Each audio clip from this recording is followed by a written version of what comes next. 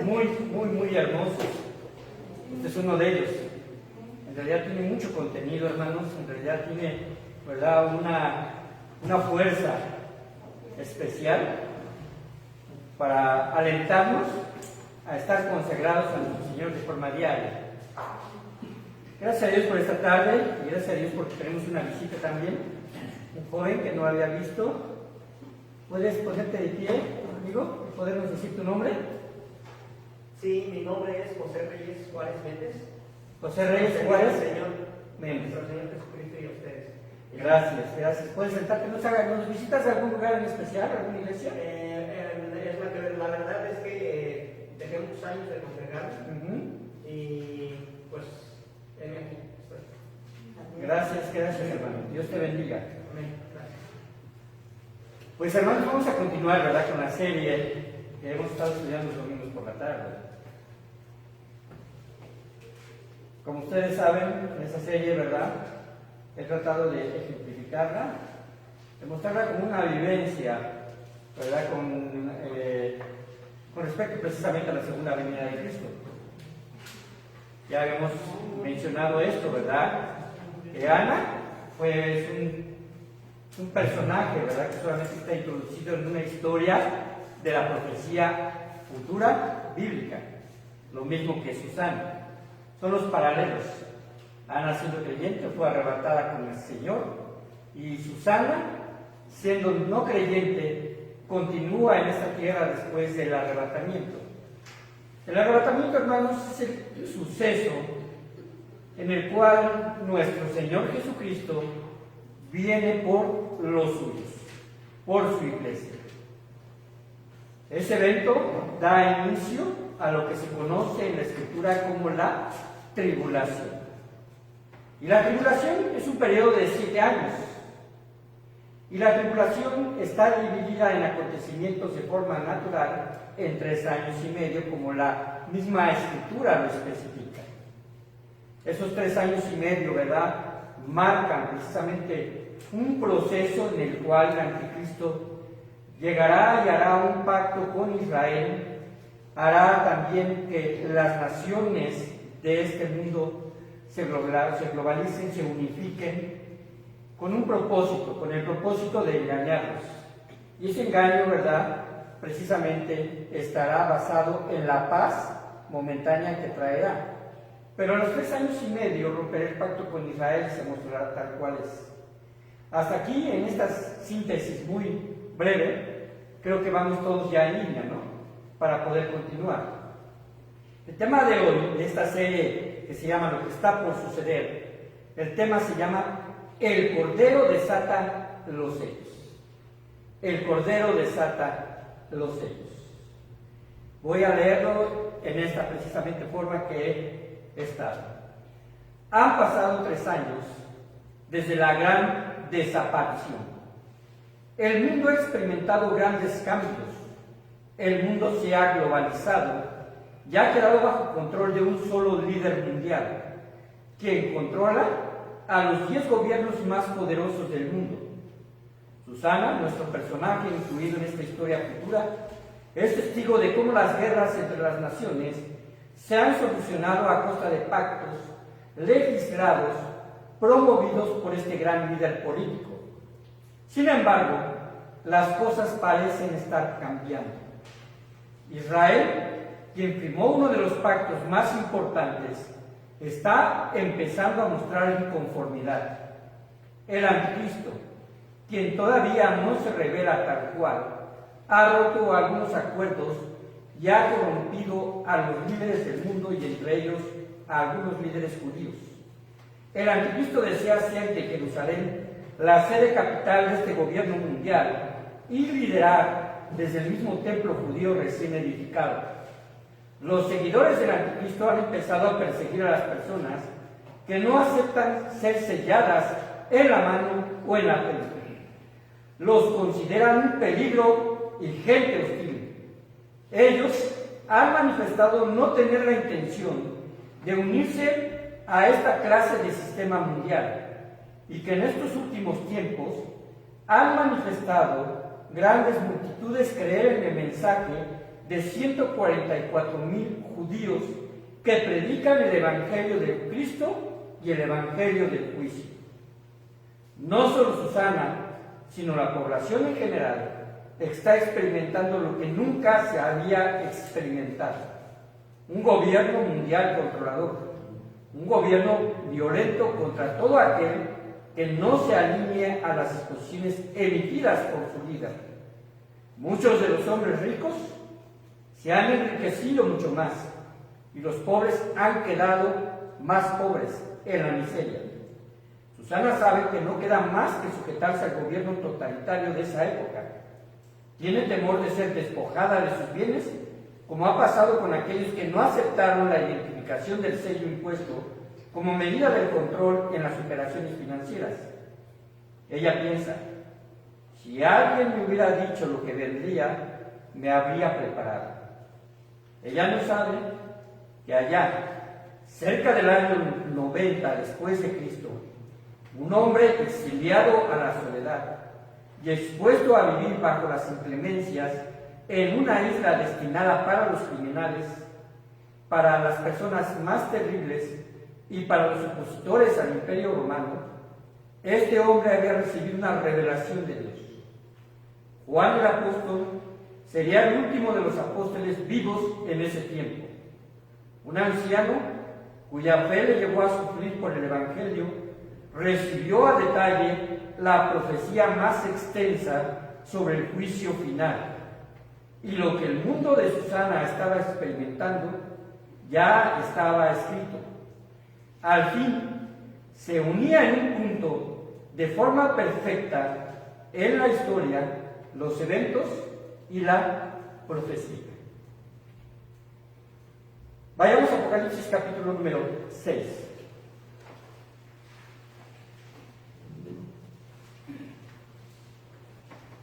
Es muy extenso estudiar el Apocalipsis, capítulo por capítulo. Algunos lo experimentaron cuando lo tuvimos, ¿verdad?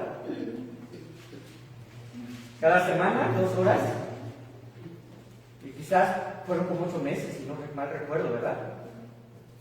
Pero no lo vamos a estudiar así. Pero vamos a estar viendo algunos eventos que son de suma importancia. Apocalipsis 6, del 1 al 8, dice así, hermanos. Y les pido que se pongan de pie y lo lean conmigo en voz alta. Voy a comenzar, y únanse conmigo en voz alta. Vi cuando el Cordero abrió uno de los sellos y oí a uno de los 4 seres vivientes decir como una voz de trueno: ven y mira.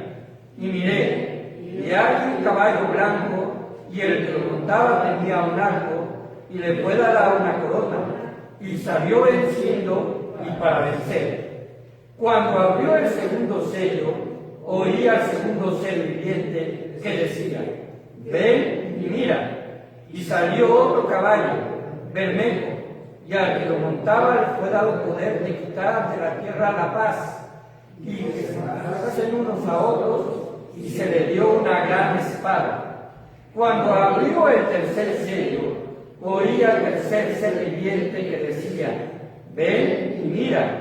Y miré, y he aquí un caballo negro, y el que lo montaba tenía una balanza en la mano. Y oí una voz en medio de los 4 seres vivientes que decía: 2 libras de trigo por un denario, y 6 libras de cebada por un denario, pero no dañes el aceite ni el vino. Cuando abrió el 4º sello, oí la voz del 4 ser viviente que decía: ven y mira. Y miré, y hay un caballo amarillo, y el que lo montaba tenía por nombre Muerte, y el Hades que seguía, y le fue dada potestad sobre la 4ª parte de la tierra, para matar con espada, y con hambre, con mortandad, y con las fieras de la tierra. Hasta ahí, hermanos, pueden sentarse. Hay que hacer algunas anotaciones. El libro de Apocalipsis, hermanos, está lleno de simbolismos. Este libro específicamente está lleno de simbolismos que deben de ser precisamente interpretados de una forma correcta en comparación con las porciones proféticas paralelas que surgen en el Antiguo Testamento y que en el Evangelio de nuestro Señor Jesucristo da, no tan a detalle, pero sí de una forma muy clara, en el capítulo 24 de Mateo, también en Marcos y también en Lucas. Así que podemos nosotros ir aprendiendo con respecto a esto cómo interpretar la palabra de Dios. También debemos entender que las porciones escriturales no se pueden leer con claridad en el sentido de que si tratamos de entender el Apocalipsis de forma cronológica, estaremos nosotros entonces metiendo en dificultades. ¿Por qué?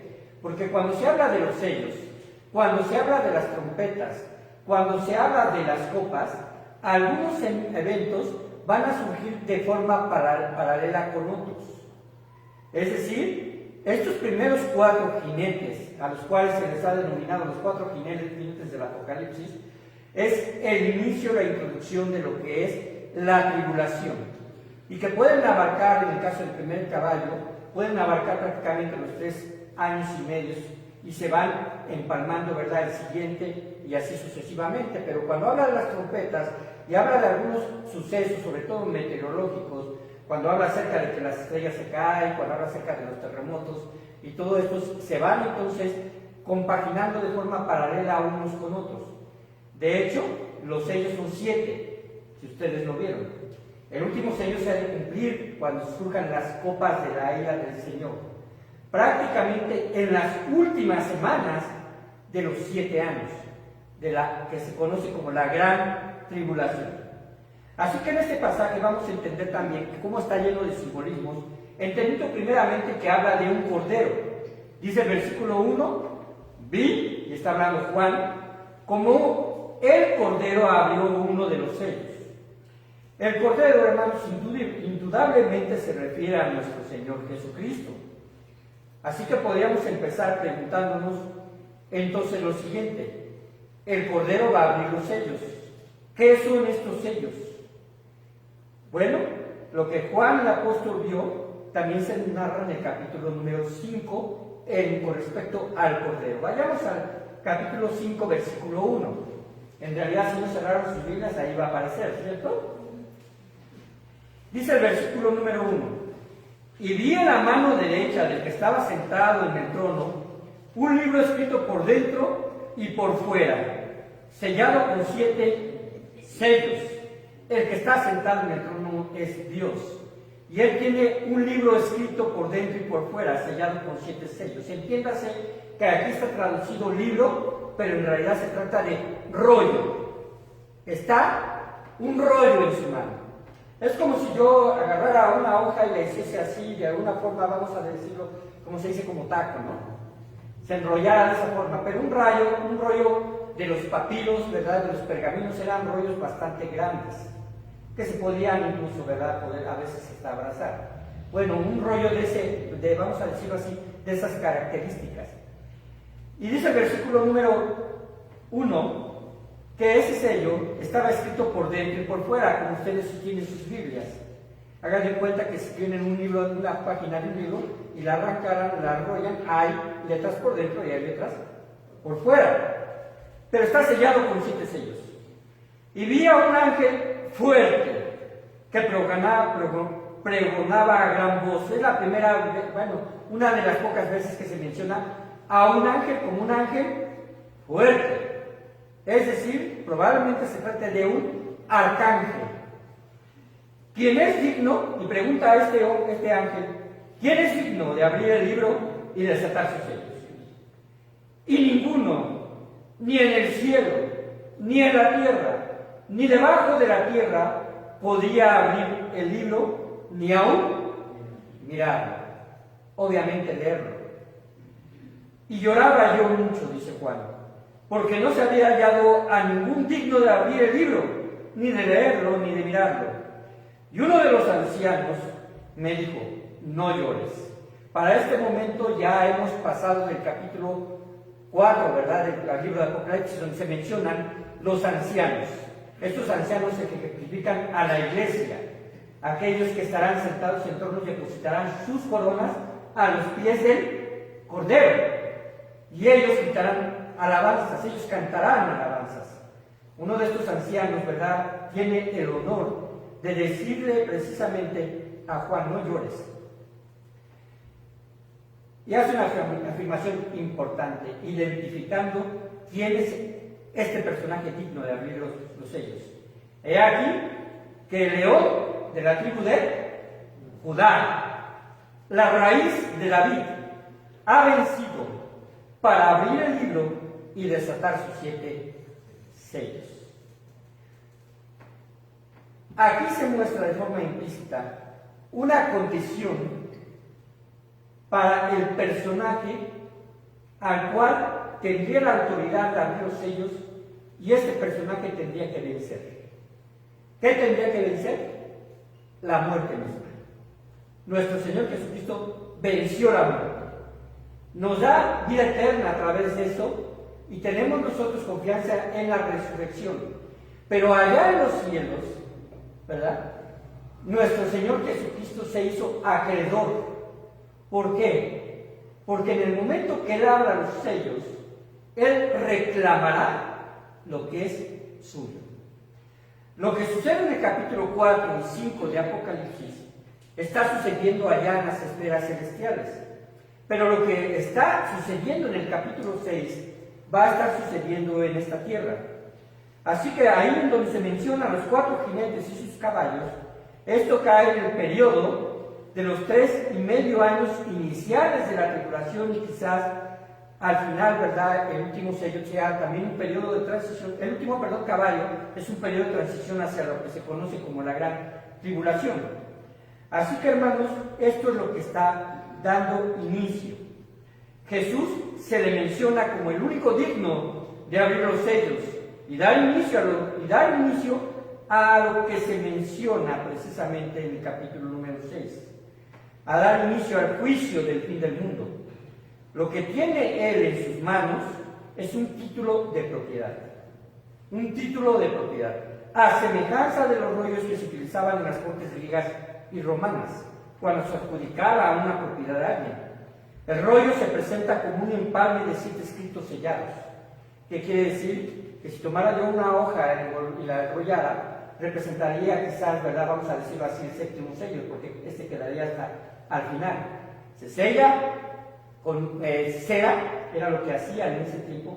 Se sellaba con cera, e incluso a veces se le ponía el sello de un anillo que representaba precisamente podría ser tanto la autoridad que estaba dando precisamente ese aspecto judicial de propiedad y que se seguía, y posteriormente otra hoja sobre ese papiro, otro papiro sobre ese papiro. Los 7 sellos estaban de esta forma empalmados. ¿Por qué lo sabemos así? Porque cada vez que se abre un sello sucede un acontecimiento. Así que, hermanos, cuando hablamos acerca de este rollo, se presenta como un empalme de 7 escritos sellados con cera, de forma que al abrir el primero se desenrolla la primera parte de este título, y al término de esta primera sección de papiros aparecería el segundo sello, y así sucesivamente. Es el título de propiedad sobre este mundo. Sobre este mundo. Así que, hermanos, el derecho de hacer con esta propiedad lo que al legítimo dueño le plazca, y el propósito es emitir juicio, pero no solamente juicio, también redención, porque nuestro Dios, ¿verdad?, cuando ya sea el final de la gran tribulación, sujetará a Satanás por 1000 años, enviará al anticristo y al profeta al lago de fuego, y Satanás estará cautivo. Así que vamos a empezar a estudiar qué representan estos primeros jinetes o estos primeros caballos. El primer caballo y su jinete aparecen en el versículo número 2. Ahora Juan dice: y miré. ¿Por qué? Porque en el capítulo número 4 dice que fue llevado en espíritu al cielo, y en realidad vio cosas indecibles, cómo es adorado Dios, cómo el Espíritu de Dios se manifiesta, ¿verdad?, como los 7 espíritus de Jehová, y cómo el Cordero, ¿verdad?, es digno, porque es el Cordero inmolado. Así que dice: y miré, y aquí un caballo blanco, y el que lo montaba tenía un arco, y le fue dada una corona y salió venciendo y para vencer. Más adelante en el Apocalipsis, me parece que es en el capítulo 19, vemos a nuestro Señor Jesucristo también montando un caballo blanco, pero con una leyenda en su muslo, ¿verdad? Que es Rey de Reyes y Señor de Señores. Pero no debemos nosotros interpretar que se trata del mismo personaje, por una simple razón: hay características diferentes. En primer lugar, nuestro Señor Jesucristo, ¿verdad?, toma esa posición al final del Apocalipsis como vencedor total, y no como un vencedor momentáneo. Y se menciona que trae una corona, y se menciona que vienen atrás de él todos los ejércitos del cielo, y los santos le acompañamos. En este sentido no se menciona nada de eso. Entonces, ¿cuál es la interpretación? Cuando el Apocalipsis representa este reto en su interpretación, quizás, ¿verdad?, podamos nosotros tener a lo mejor un criterio diferente, porque lo hemos escuchado quizás en una predicación de alguien más. Ahora, ¿qué representa este caballo y el jinete? Si consideramos que los otros tres caballos, hablamos del caballo bermejo o rojo, el caballo negro o el caballo amarillo, ¿verdad? En el versículo número 8 habla del caballo amarillo. Estos tres caballos se interpretan, como eventos, o nos habla de eventos. Así que debemos pensar que el primero también, aunque cada uno de ellos tiene paralelismo con figuras morfológicas, como si se tratara de personas, o de caballos en sí también. El primer caballo se refiere a esa paz engañosa promovida por el anticristo. Así que tampoco, si ustedes han escuchado la interpretación del primer caballo que habla del anticristo, tampoco está fuera de contexto, está muy dentro del contexto. Pero la acción es precisamente la paz que el anticristo va a promover para poderse él darse de un, vamos a decirlo así, de un renombre, o él ser una figura pública a nivel mundial al cual la gente volteará para seguirlo. Este caballo blanco, ¿verdad? Los caballos blancos en la cultura griega y en la cultura romana se les asocia con la guerra, pero con el triunfo, con las entradas triunfales. Normalmente los emperadores o los generales, cuando entraban, ¿verdad?, ya a su ciudad e iban a proclamar victoria sobre sus enemigos, iban sobre sus caballos blancos. Así que esto también representa victoria. Este caballo también tiene una particularidad: lleva un arco. Dice la palabra de Dios en el versículo número 2 que tenía un arco, pero no menciona que tenga flechas. No se menciona que sea una actuación hostil. Era como cuando una persona que ya había vencido, un general que ya había vencido sobre sus enemigos, únicamente lo portaba, sin tener la intención de usarlo. Así que, aunque se asocia con la guerra, no tiene flechas, y así, en este sentido, podemos interpretar que se trata de esta época de paz. Ahora, esto es muy normal, porque observen lo que va a ocurrir. Cuando la gente sea llevada en el arrebatamiento, va a ser un suceso reconocido y siendo testigo todo el mundo, porque de todas naciones y lenguas serán arrebatados para el Señor. Esto traerá zozobra, traerá temor. Obviamente los gobiernos se sentirán incluso, ¿verdad?, desprotegidos, sin saber qué hacer o cómo responder hasta tal suceso. Y surgiendo el anticristo, ¿verdad?, y dando precisamente algunas respuestas engañosas y promoviendo a través de su poder y de esa gran personalidad que tiene de convencimiento, manipulará a las naciones para que entonces las naciones, ¿verdad?, intenten buscar la paz, y se logrará a través de pactos. El principal pacto y el pacto que se habla de forma, vamos a decirlo así, más atenuante en la Biblia es el pacto con Israel, el cual hará un pacto. ¿Con qué propósito? Para que Israel pueda retomar, y lo hemos dicho, el territorio que actualmente todavía no tiene en el monte Moriah, en donde precisamente está lo que habíamos dicho, la mezquita de la roca, pero que por ley, ¿verdad?, vamos a decirlo así, ¿verdad?, por derecho les corresponde ahí elegir el templo. Sería el tercer templo a través de la historia judía. Este templo sería entonces reedificado. ¿Con qué propósito? Con el propósito de que que el pueblo judío, ¿verdad?, para esa época pueda retomar el sacrificio, pueda retomar las fiestas judías que se hacían precisamente en el tiempo de David y hasta el tiempo de Esdras.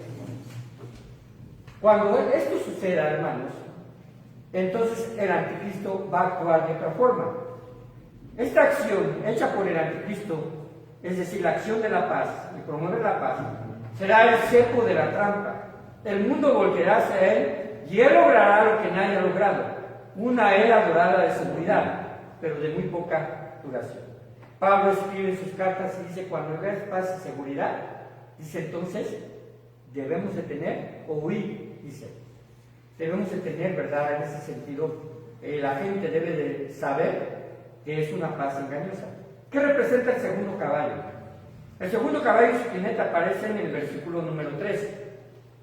Cuando abrió el segundo sello, oía el segundo ser viviente que decía, ven y mira. Y salió otro caballo, bermejo, se puede traducir también como rojizo, y al que lo montaba le fue dado poder de quitar de la tierra la paz, y que se matasen unos a otros, y se les dio una gran espada. La interpretación con respecto al contexto inmediato nos está diciendo que el primer caballo entonces promovió la paz, porque si no el segundo caballo no tendría ninguna cabida que entonces hablara acerca de que es quitada. ¿Me explico? Entonces este caballo quitará la paz. ¿Qué quiere decir? Esto es lo que ocurrirá cuando el anticristo se quite la máscara. La guerra aparecerá nuevamente. Todo parece indicar que la confrontación humana será incontrolable. No solamente así como dice Mateo 24, que oiréis de guerras y rumores de guerras, se levantará nación contra nación. ¿Recuerdan esto? Y esto será principio de dolores. Sino también habrá ya también una actitud violenta de las personas hacia las mismas personas, de las mismas entidades y de los mismos territorios. Es decir, la gente, ¿verdad?, empezará a luchar entre sí. También esto tiene una secuencia lógica. ¿Por qué? Porque para este momento, y lo vamos a ver con el siguiente caballo, se generará una situación de hambre. Una situación en donde la gente, ¿verdad?, su impulso será de poder tener lo necesario. ¿A costa de qué? A costa incluso de usar la violencia. Así que, hermanos, parece indicar que la confrontación humana será incontrolable, hombre contra hombre. Esto no es raro si consideramos que la lucha de poder es el móvil de los gobiernos, que el anticristo perseguirá a quien no le rinda culto y lo considere, ¿verdad?, Dios. El sello del anticristo, recuerden que las personas van a ser selladas en su mano, en su frente, con un número que es de hombre, se lo saben. ¿Cuál es? 666. Así lo menciona la palabra de Dios, 666. Así que el sello no garantizará el alimento. El alimento empezará a escasear, como lo veremos a continuación. ¿Qué es entonces lo que va a garantizar el sello? Que puedan ustedes, ¿verdad? Que pueda la gente de ese tiempo, no ustedes porque ustedes estarán con el Señor, ¿verdad? Espero para ese momento que todos, ¿verdad?, podamos estar con el Señor porque Dios así lo ha prometido, pero la gente precisamente verá esto, empezará a escasear el alimento. El sello le dará el derecho de poder comprar y vender, pero eso no asegura que haya suficiente alimento. Porque el tercer caballo y su jinete dice lo siguiente en el versículo 5. Cuando abrió el tercer sello, oía al tercer viviente que decía, ven y mira. Y miré, y he aquí un caballo negro. Y el que lo montaba tenía ¿qué? Una balanza en su mano. ¿Han visto las balanzas que se utilizaban anteriormente, que eran como una especie, vamos a decirlo así, de cruz, en la cual había un recipiente de este lado y otro recipiente de este otro, y se tenían que poner en balance para saber el peso exacto y una pequeña flecha que marcaba el centro? Se ponía una pesa de este lado y se ponía el producto del otro lado. Cuando el producto alcanzaba, ¿verdad?, el equilibrio exacto, quiere decir que estaba en un peso correcto. Ese tipo de balanza la lleva precisamente este jinete. Y el versículo 6 dice, y oí una voz de en medio de los 4 seres vivientes que decía, 2 libras de trigo por un denario y 6 libras de cebada por un denario, pero no dañes el aceite ni el vino. No podemos dejar de mencionar que el anticristo ejercerá control sobre lo que se puede comprar y vender. Por eso es el sello. La falta del sello para aquellos que no se dejen sellar llevará a muchos a la cárcel. Estarán desprovistos de alimentos, de ropa y de toda clase de elementos necesarios y personales. Así que si usted ahorita, ¿verdad?, se queja porque no tiene algo, en aquel tiempo, ¿verdad?, la gente se va a quejar porque no tiene ni siquiera para comer. Serán precisamente, habrá prohibición sobre aquellos que no tengan el sello. Este será el accionar de muchos gobiernos, que alentados e impulsados por el anticristo, actuarán con crueldad contra los que no se ajusten a sus planes. Las naciones serán juzgadas por sus malos hechos. Aunque, ¿verdad?, estamos hablando del accionar de individuos hacia la nación de Israel, ya que sería el más importante objetivo de exterminio de Satanás. Satanás intentará exterminar al pueblo judío. Ahora, si esto lo ponemos en contexto con lo que Jesús hablaba en Mateo 24, vayan a Mateo 24.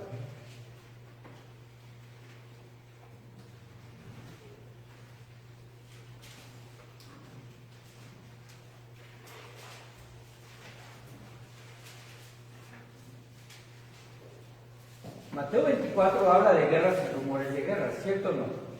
Habla acerca de la que el anticristo se sentará en el lugar santo, la abominación desoladora.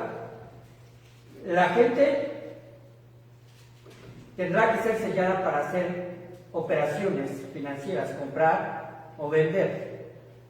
Y entonces nuestro Señor Jesucristo le dice al pueblo judío, huid, los que están en la azotea, ¿verdad?, bajen y huyan.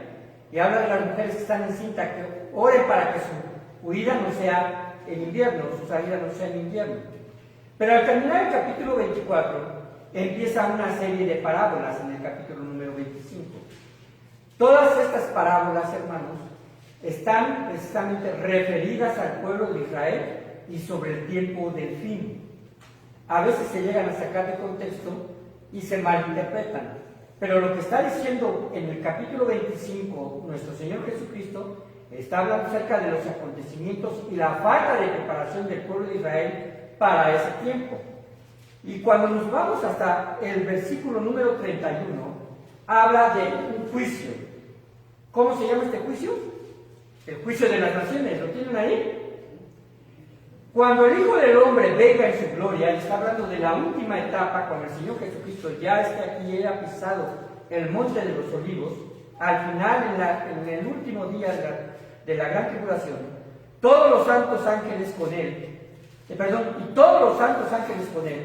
entonces se sentará en su trono de gloria, vencerá a Satanás y comenzará un juicio. Y serán reunidas delante de él todas las naciones, y apartará los unos de los otros como aparta el pastor las ovejas de los cabritos. Y pondré las ovejas a su derecha y a los cabritos a su izquierda. Entonces el rey dirá a los de su derecha, venid, benditos de mi Padre. Con esta referencia, venid, benditos de mi Padre, ¿a quién se está identificando como el rey? ¿A Jesús? ¿Cierto o no? Observen, dice el versículo número 34. Entonces el rey dirá a los de su derecha, venid, benditos de mi Padre, heredad el reino preparado para vosotros desde la fundación del mundo. ¿Por qué? Porque tuve hambre y me disteis de comer, tuve sed y me disteis de beber, fui forastero y me recogisteis, estuve desnudo y me cubriste, enfermo y me visitasteis, en la cárcel y vinisteis a mí. Entonces, ¿quiénes?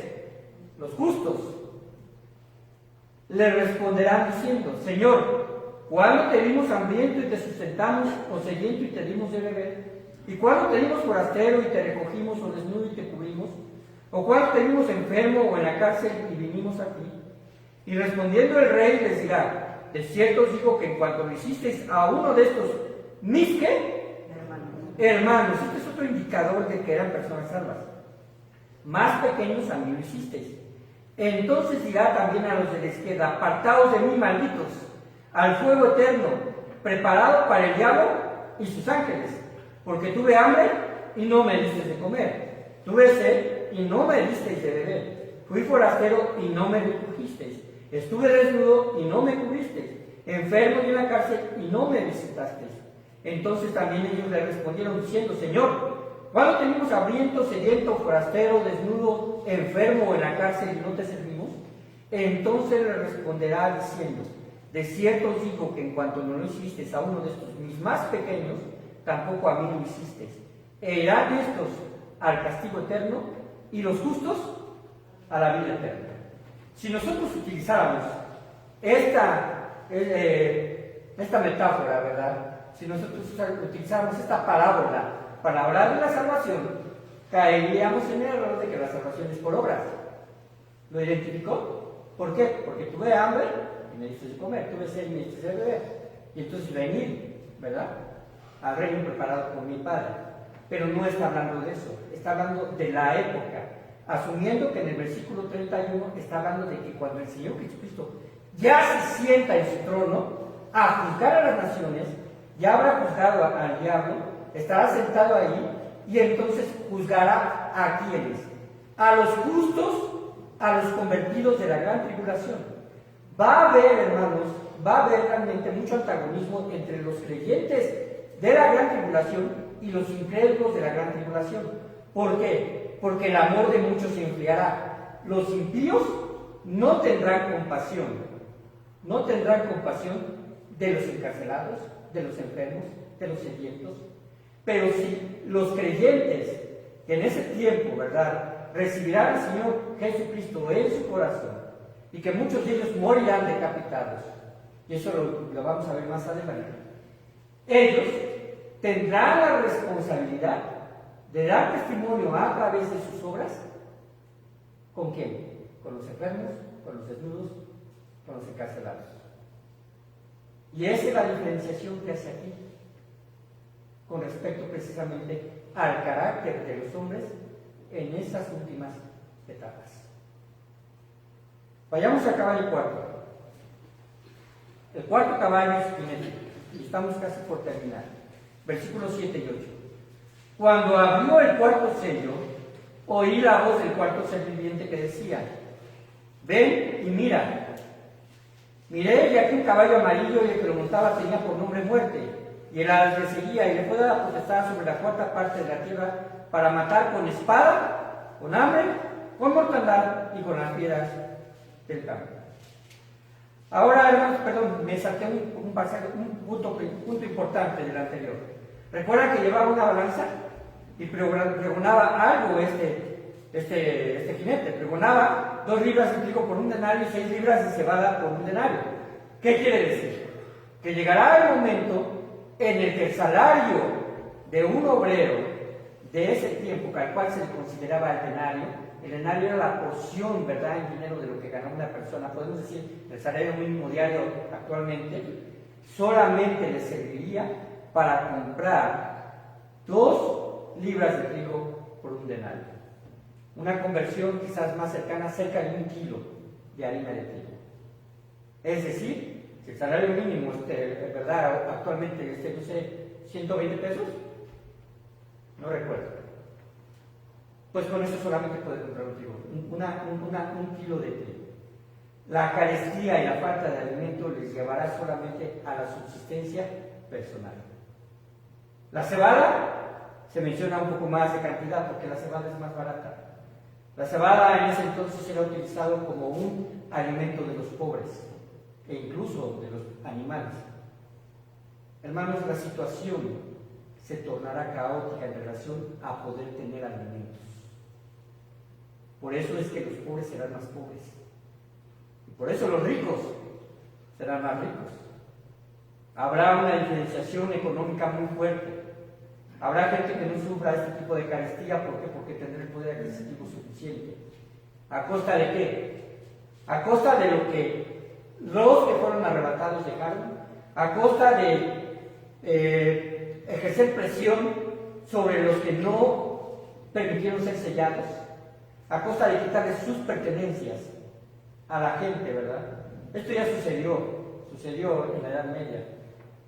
Hermanos, esto es lo que está hablando del segundo caballo, el tercer caballo. El cuarto caballo, lo acabo de leer, dice que este caballo tiene un color, el caballo amarillo. Esta palabra amarillo es traducida de la palabra cloros, en griego, cloros.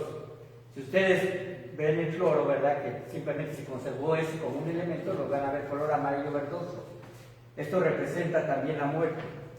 E incluso el nombre de este jinete con su caballo tenía por nombre muerte. Y el Hades le seguía. ¿Qué es el Hades? El Hades representa en la etimología greco-romana el proceso de la muerte, el proceso del camino hacia la muerte, o metafóricamente hablando, ¿verdad?, del personaje de la muerte que lleva precisamente a las almas a ese lugar. Cuando se refiere a esto, está mencionando precisamente que este caballo va a producir una gran mortandad. Ahora, esto precisamente es un acontecimiento. La muerte será el resultado del hambre y la muerte será el resultado de las guerras. Es un acontecimiento a gran escala. A esta mortandad se unirá como factor las enfermedades. Los contagios estarán a la puerta. Muchas enfermedades, hermanos, han desgastado a nuestra humanidad. La peste bubónica, la cual se conocía como la peste nada más, la peste bubónica hizo muchos estragos. La malaria, el cólera, el SIDA, se les ha considerado a estas enfermedades devastadoras. Incluso antes de la pandemia del COVID, no sé si ustedes alguna vez observaron, ¿verdad?, o que alguien haya dicho que el SIDA era la enfermedad del siglo. Incluso hay un libro, ¿verdad?, cristiano que se llama Cuando la batalla nos alcanza, y habla acerca del SIDA y sus consecuencias. Pero esto ha quedado atrás solamente con una referencia, porque el COVID vino a tomar su lugar.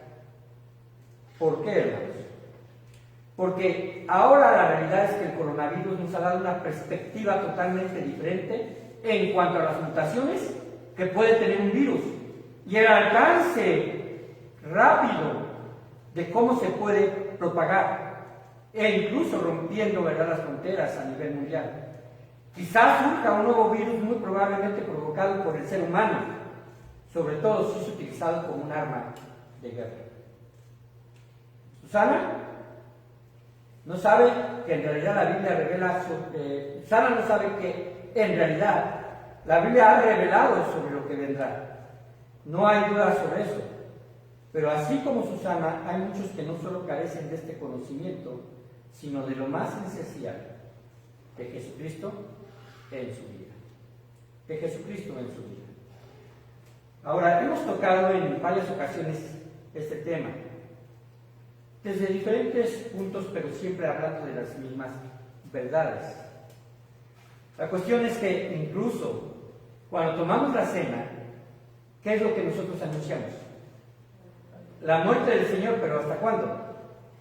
Hasta que Él venga. El Evangelio está incompleto cuando nosotros, ¿verdad?, no nos concientizamos de la verdad profética que se menciona del fin de los tiempos. ¿Por qué? Porque precisamente es el punto de la redención completa nuestra. Nuestros cuerpos serán llevados delante de Él y seremos transformados a semejanza de Él. Actualmente las almas, ¿verdad?, de los cristianos están con el Señor. Están con el Señor.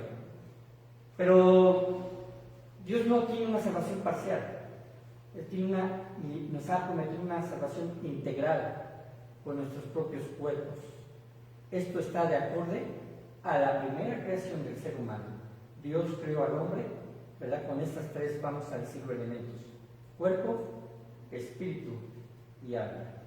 Y estos tres habrían de tener comunión con su Creador. Estos tres, cuando el Señor, ¿verdad?, venga por segunda vez y lleve a los muertos en Cristo primero y después a nosotros los que hemos quedado, regresarán precisamente estos tres elementos en forma integral para adorar a nuestro Creador. Vamos a orar para el Señor.